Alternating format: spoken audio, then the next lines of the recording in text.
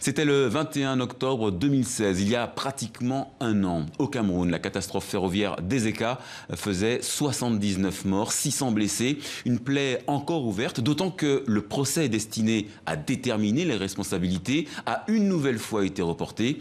Une longue attente pour les familles de victimes qui réclament justice. Lors de Matos, Marcel Amoko. La vie de Tomadi Saké s'est arrêtée le 21 octobre dernier. Sa femme Dorette se trouvait dans le train 152 qui a déraillé à proximité de la gare d'Ezeka. Il ne sait pas ce qui est arrivé à son épouse.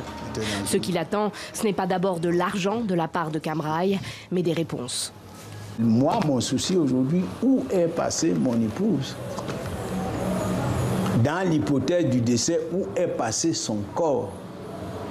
Et si elle n'est pas décédée, où est-ce qu'elle est partie? Comment elle la retrouver?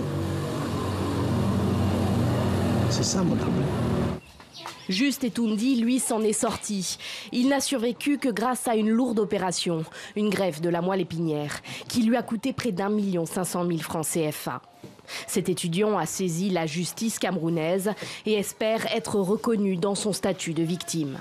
Je n'ai pas encore été indemnisé par Camrail, mais je me suis engagé auprès d'un collectif d'avocats qui assume toutes les démarches nécessaires à ce que je puisse être indemnisé.